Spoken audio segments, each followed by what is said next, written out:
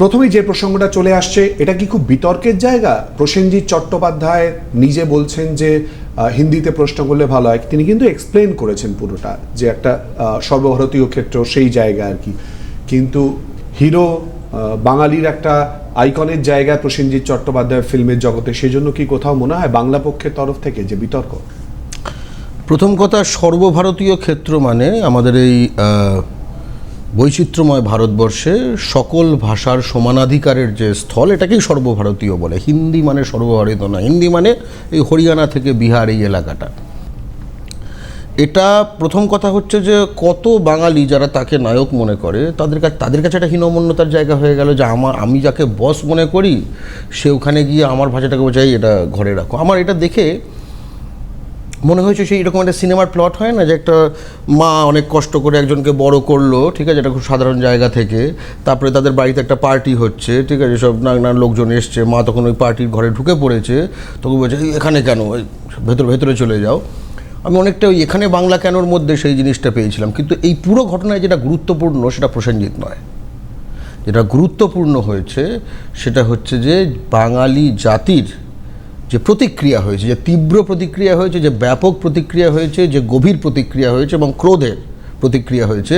অর্থাৎ প্রসেনজিৎ কোথাও out of touch হয়ে গেছেন যে এটা কিন্তু অন্য বাংলা, এটা বাঙালি জাতীয়তাবাদের বাংলা, এটা আগের বাংলাটা আর নেই। ফলে এক্ষেত্রে সিগন্যালটা অনেক বেশি আগামী দিনে যারা বাঙালির কাছে নায়ক হতে চান, তারকা হতে চান, তাদের কাছে, যে ভাই প্রসেনজিতের মতো এখানে why are you talking in Bangla, হা হা হা, অথবা জিতের মতো, যা সে তো আমি তো কোনো বাঙালি পরিচালক, বাংলা সিনেমার কোনো দেখি না, কিন্তু বাঙালির থেকে টাকাটা ঠিক করি, এদের দিন শেষ হয়ে আসছে।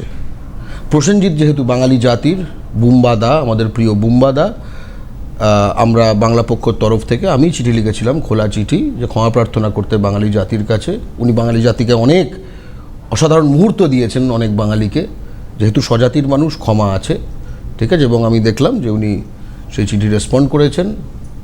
ফলে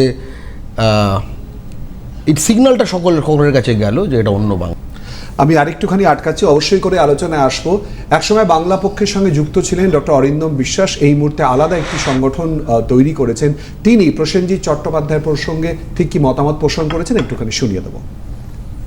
আমি এখানে ব্যক্তি প্রসেনজিৎ চট্টোপাধ্যায়কে দেখছি।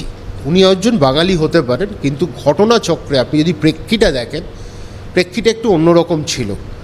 ওনার স্টেজে উনি একটু নার্ভাস ছিলেন, এক নম্বর উনি বেশ নার্ভাস ছিলেন, যেটা উনি, কারণ বাকিরা অবাঙালিরা ছিল। কিন্তু ঘটনাচক্রে উনি ডিপ্লোম্যাটিক নন। ওনার উত্তরটা আরও ডিপ্লোম্যাটিক্যালি হলে ভালো হতো, কিন্তু উনি একজন অভিনেতা, উনি রাজনীতি করেন না। এখন ঘটনাটা হচ্ছে, একটি কাগজের বা কোনো পোর্টাল থেকে একজন মহিলা প্রশ্ন করেন যে আপনার পুলিশের রোল হিন্দিতে আর বাংলায় কীরকম, এর তফাৎটা কী। উনি সেটা তখন ইংলিশে, উনি দেখুন, আমি এখানে ওনারকে দোষারোপ করছি না। উনি হয়তো, ওনার মনে হয়েছে একটা ভদ্রতা খাতিরে, আপনি দেখবেন আমরা 5 জন বাঙালি যদি থাকি, একজন যদি অবাঙালি থাকে, আমরা ইংরেজিতে বলি যাতে সে বুঝতে পারে।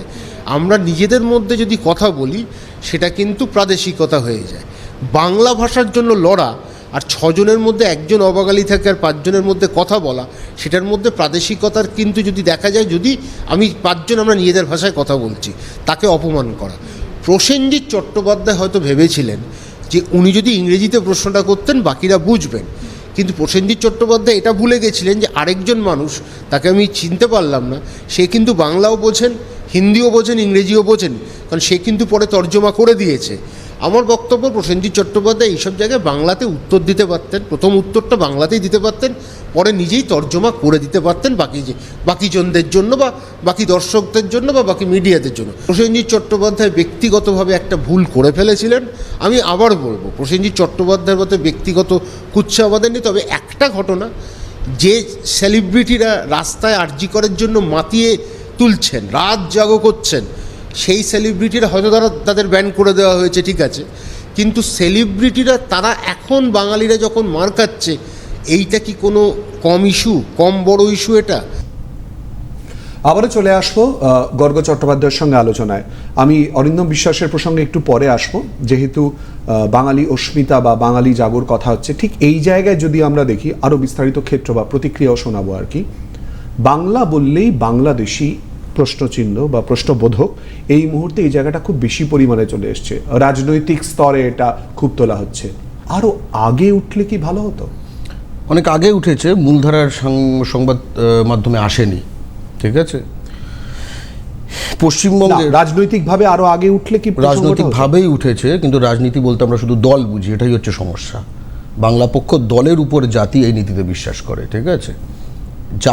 জাতির একটি রাজনীতি হয়, জাতি তো আসলে সবচেয়ে ওপরে, তারপরে তো সব দল ঠলগুলো, তাই না? ভারতবর্ষে পশ্চিমবঙ্গ যোগ দেয় কারণ আমাদের পূর্বপুরুষের বিশ্বাস ছিল যে পাকিস্তানে বাঙালি কিন্তু মাথা উঁচু করে বাঁচতে পারবে না। সেই বাঙালির রক্তে স্বাধীন সেই ভারতে ক্ষুদিরাম বসু, সুভাষচন্দ্র বসু, শরৎচন্দ্র বসু, চিত্তরঞ্জন দাসের মাতৃভাষা বললে যদি এখন ফরেনার হয়ে যায়, এটা একটা খুব ভয়ঙ্কর জাতীয় সংকটের সময়, বাঙালি জাতির একটি জাতীয় সংকটের সময় ভারতবর্ষে। এবং এখানে এই বাংলাদেশি ইস্যুটা সম্পূর্ণ অজুহাত। এবং সেটা কেন স্পষ্ট করে বলা হয়, আমরা যদি পাশেরগুলো দেখি, এসব জায়গায় বাঙালি জাতির প্রতি ঘৃণার চাষ বহুকাল ধরে হয়েছে। আসামে জানো যে মানে 1971-এর পর সারা বিশ্বে হিন্দু বাঙালির ওপর সবচেয়ে বড় গণহত্যাটি সারা বিশ্বে ভারতবর্ষে হয়েছে, হিন্দুদের দ্বারা হয়েছে হিন্দু বাঙালির ওপর, কিন্তু তারা বাঙালি নয় যারা, যে হিন্দুরা এটা করেছিল, শিলাপাথর গোরেশ্বর গণহত্যা। মুসলমানের ওপরেও সারা বিশ্বে মুসলমান বাঙালির ওপর 1971-এর পরে সারা বিশ্বে সবচেয়ে বড় গণহত্যাটিও ভারতবর্ষে ঘটেছে। সেটাও যাদের দ্বারা ঘটেছে তারা কিন্তু বাঙালি না, নেলি গণহত্যা। এই যে ঘৃণার যে চাষটা তৈরি হচ্ছিল বহুকাল ধরে, এটা কিন্তু এখন না, গত আগস্টে 2024 সালে সেখানে যখন হাজার হাজার বাঙালিকে তাড়ানো হচ্ছে উড়িষ্যা থেকে, ঠিক আছে, হিন্দু মুসলমান নির্বিশেষে, পশ্চিমবঙ্গের বাঙালি, তখন উৎকল ভবন আমরা ঘেরাও করি, এই কলকাতায় যেটা রয়েছে। এই কয়েক মাস আগে আমরা আবার দ্বিতীয়বার ঘেরাও করেছি। সমস্যাটা হচ্ছে বাঙালিকে নিয়ে যে একটা রাজনৈতিক বয়ান হওয়া উচিত, কারণ এটা বাংলা ভাষার ভিত্তিতে, বাঙালি জাতির মাতৃভাষার ভিত্তিতে তৈরি রাজ্য, এবং যেটা অন্য যে কোনো রাজ্যে তাই হয়। এই যে আমাদের এই অদ্ভুত কুণ্ঠাবোধ নিজের জাতি সম্বন্ধে, নিজের জাতির সত্তার অধিকার বোধ সম্বন্ধে, যে কারণে এই যে বাংলা বললে পশ্চিমবঙ্গের বাঙালিরা বাংলা বললে ফরেনার বলে দেওয়া হচ্ছে, অনেক কথাটা বলছি, সেটার কারণ আছে, বলছি কেন ফরেনার বলে দেওয়া হচ্ছে। এটা তো খুব সাধারণ বিষয় নয়। এবার একটা কথা বলছি, গুলিয়ে ফেলছে? একদম না। প্রথমত তাদেরকে পাঠানো হচ্ছে রেল স্টেশনে, এবং অধিকাংশকে পাঠানো হচ্ছে রেল স্টেশন এবং বাস স্টেশনে, বাস স্টপে। রেল এবং বাস এই মুহূর্তে বাংলাদেশে যায় না, ওকে। তাদেরকে খেদানো হচ্ছে, মেরে ধরে তাড়ানো হচ্ছে। দেবাশিস দাস চুঁচুড়োর, আমরা দেখা করে এলাম বাংলা পক্ষর তরফ থেকে, সে রোহিঙ্গা বাংলাদেশি।